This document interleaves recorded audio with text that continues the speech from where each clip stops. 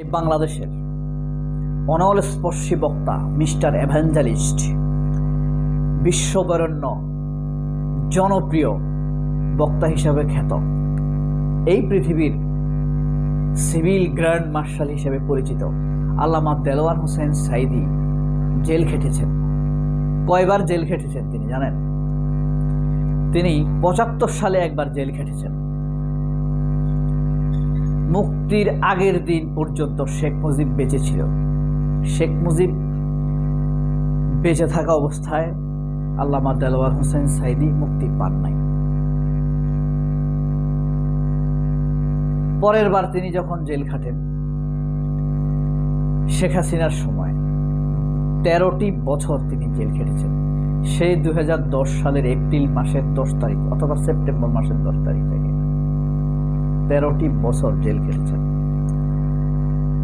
এখানেও শেখ হাসিনার পলায়ন বা পালিয়ে যাওয়ার আগে তার মুক্তি পাওয়ার সম্ভাবনা ছিল না, কিন্তু আল্লাহ তাআলার দেয়া হায়াতের সীমাবদ্ধতা,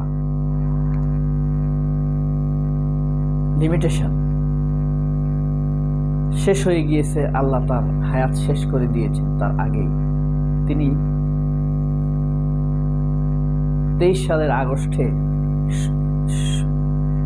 শহীদের মালা বরণ করেন, শেষ নিঃশ্বাস ত্যাগ করেন, মৃত্যুবরণ করেন, অথবা তাকে ষড়যন্ত্রমূলকভাবে হত্যা করা হয়েছে।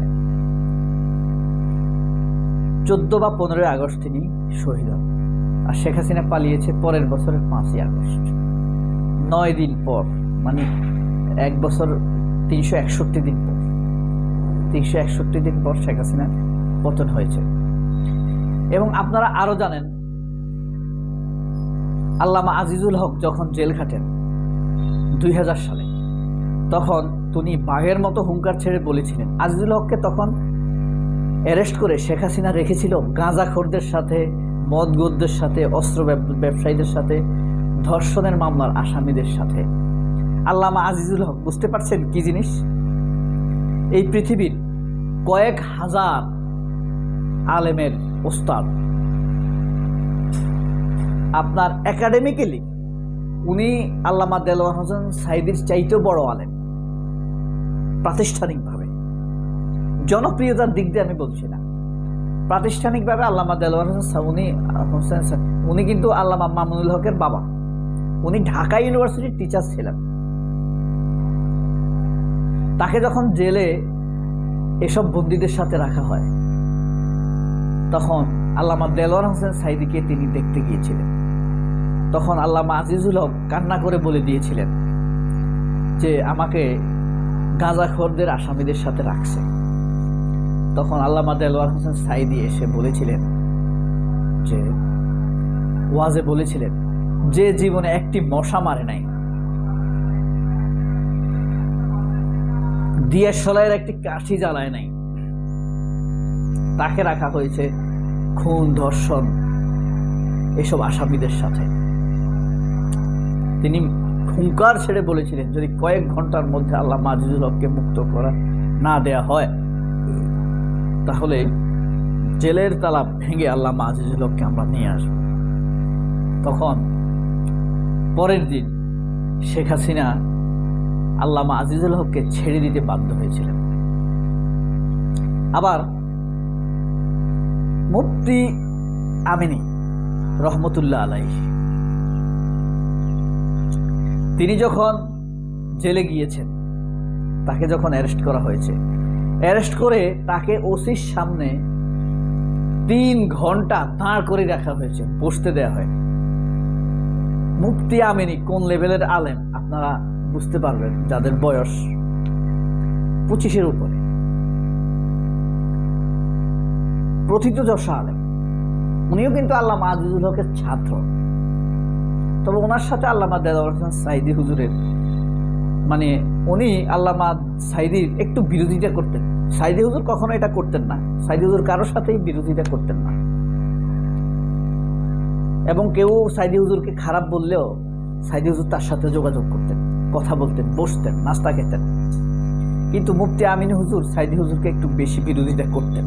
যাই হোক, সেটা তাদের নিজস্ব ব্যাপার থাকতে পারে, তারা বড় আলেম, তাদের বিরোধিতা আমাদের বিরোধিতার লেভেল এক না। তো মুফতি আমিনকে জেলে নিয়ে এটা আল্লামা দেলোয়ার হোসেন সাঈদী শুনেছিলেন। তখনও তিনি বলেছিলেন, বেয়াদব, কোন বেয়াদব ওসি মুফতি আমিনকে এভাবে দাঁড় করিয়ে রেখেছে। মুফতি আমিনকে চিনে সে, তার মায়ের সবচাইতে বড় কলঙ্ক হলো এই সন্তান। ওসির মায়ের কথা বলছে। তো মুফতি আমিনকে যখন জেলে নেওয়া হয় তখন ওনাকে এইভাবে 3 ঘন্টা যখন ওসির সামনে, 4 ঘন্টা ওসির সামনে দাঁড় করিয়ে রাখা হয়েছে, ভিতরে লকআপের ভিতরে ঢুকানোর পরে বাথরুমে রাখা হয়েছে তাকে এক রাত্রি।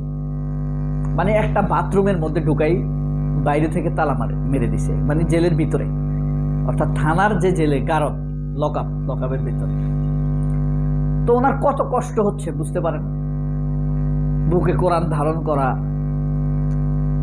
একজন মানুষ, কোরআন ছাড়া যারা ভাবে না, আপনি যত অপছন্দ করেন, এই যে মুফতি আমিনী, আল্লামা আজিজুল হক, ওনারা কিন্তু কোরআন ধারণ করেন। ওনাদের ব্যক্তিগত ভুল ত্রুটি থাকতেই পারে, কিন্তু ইসলামের ক্ষতি হবে ওনারা এরকম কাজ করতেন বলে আমার বিশ্বাস।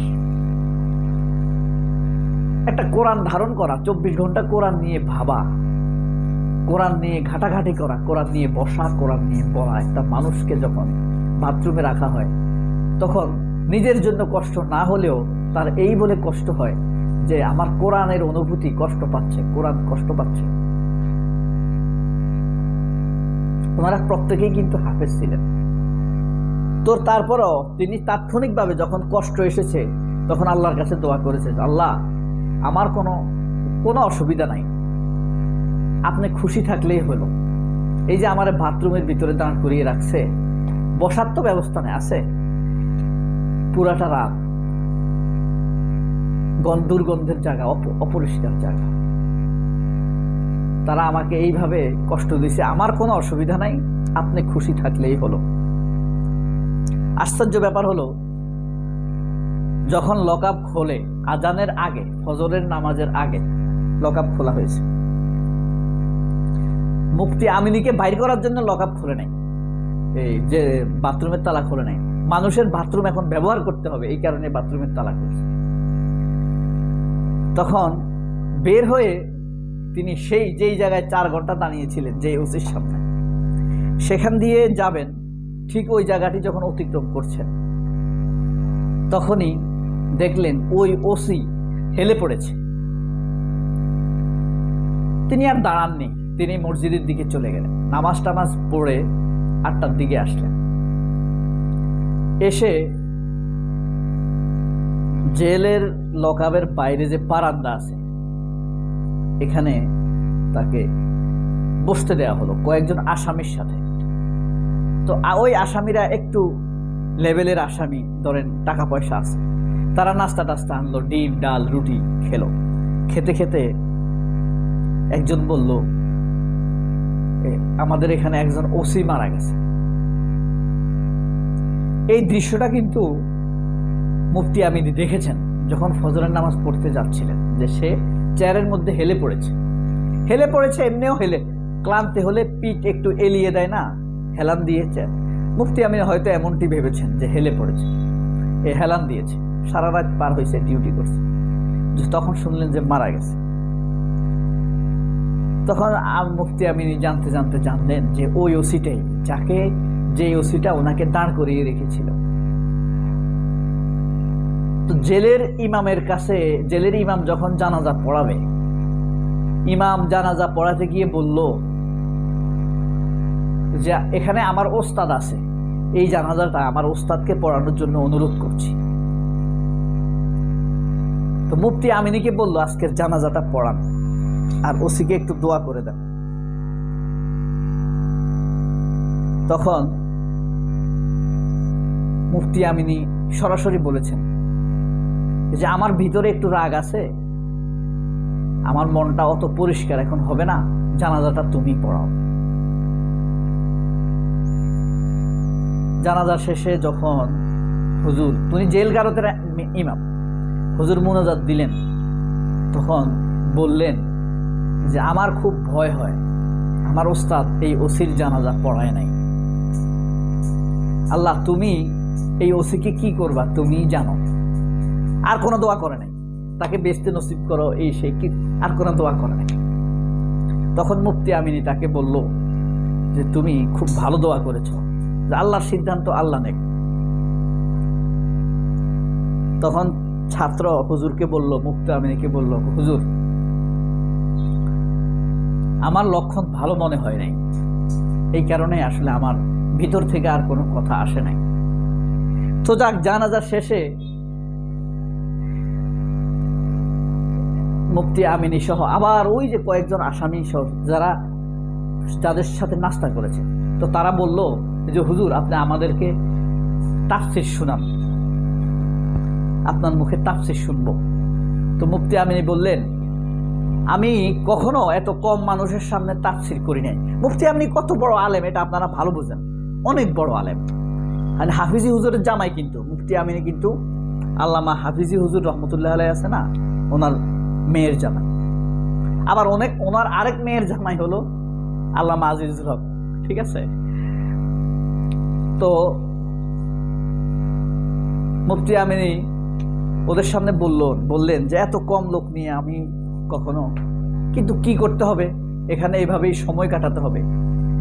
তখন 3 ঘন্টা তিনি তাফসীর করেছেন। 3 ঘন্টা। কোন সূরার তাফসীর করেছেন এটা আমি ভুলে গেছি, সূরার নাম, দুঃখিত। 3 ঘন্টা তাফসীর করছেন।